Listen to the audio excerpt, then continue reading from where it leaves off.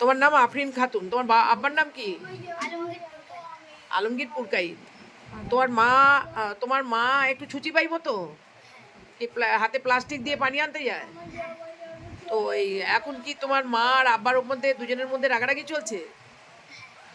তুমি এখন তোমার মা ধরো বাপের বাড়ি যাচ্ছে, তুমি কি তোমার মার সঙ্গে যাবে না বাপের সঙ্গে যাবে?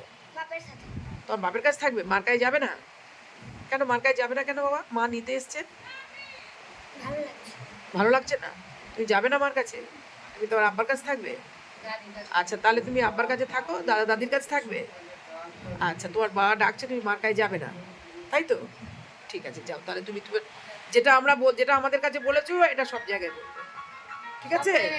যাও, তুমি তোমার আব্বার কাছে থাকো, লেখাপড়া করো, স্কুলে পড়ো, ওখানে স্কুলে পড়ো। ও আচ্ছা, টিউশন আছে, টিউশনিও আছে। আচ্ছা যাও, পুজোর ছুটি পড়েছে এখন, যাও আব্বার কাছেই চলে যাও। আব্বার কাছে থাকবে তো তাহলে? যাও।